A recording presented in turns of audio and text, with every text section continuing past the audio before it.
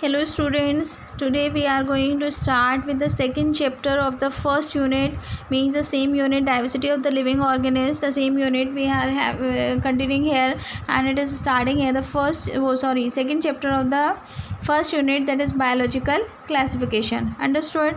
Now in this, all these things that we had studied in the first chapter, that will have the detailed study.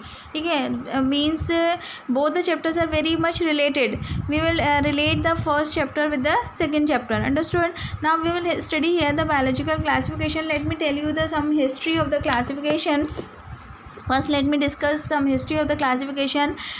First of all, there was a scientist, Aristotle. Means Aristotle was a scientist who was called the father of the biology, or you can say the father of zoology also. Means he is called the father of biology as well as the father of zoology. Understood? Now he classified the plants on the basis of the morphology. He was the first one to give the classification. वो पहले ऐसे थे जिसने classification दिया.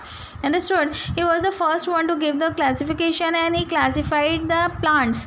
And he classified the plants on the basis of morphology. Morphology means outer appearance. ठीक है, morphology means the outer appearance. He classified the plants on the basis of the morphology into three groups. He given the three groups. The first one is the trees, then shrubs, then herbs.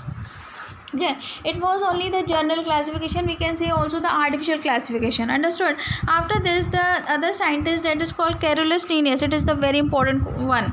ठीक है, ये बहुत ज़्यादा पूछा जाता है exams में. Carolus Linnaeus, he was known as the father of taxonomy. He was the one who started the naming the things or classifying the things in the systematic way. Understood? That was the Carolus Linnaeus, the father of taxonomy. Got it? Now this scientist is also called the father of animal taxonomy, because he also started the classifying the animals as well as the plants. Means he is called the father of plant taxonomy as well as the father of the animal taxonomy. Now he classified the living world into two parts. उसने living worlds को दो parts में divide किया. The one is the plant kingdom and the second one is the animal kingdom. Understood? Now the group of the plant kingdom was known as Plantae, and the group of the animal kingdom is called the kingdom Animalia. Understood? These were the two important scientists who started the classification. Now after this, the most important accepted classification was given by the scientist, that is R.H. Whitaker. Understood? He given the 5 kingdom classification. Understood?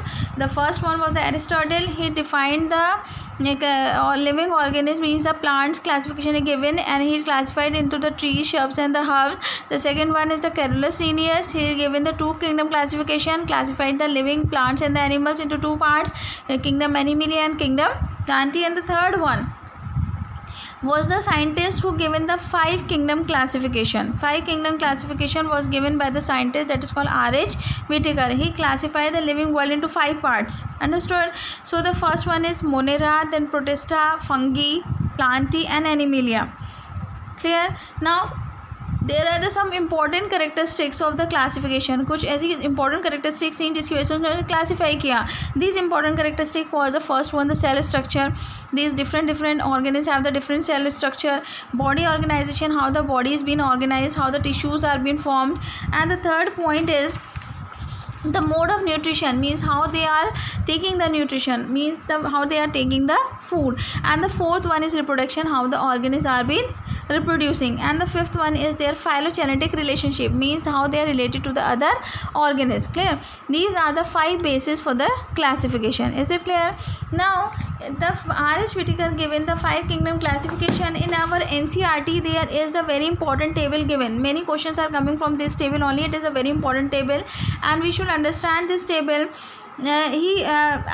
Let us discuss this table. The first one in the 5 kingdom classification, some important characteristics we are going to discuss here. The main 5 characteristics we will discuss here.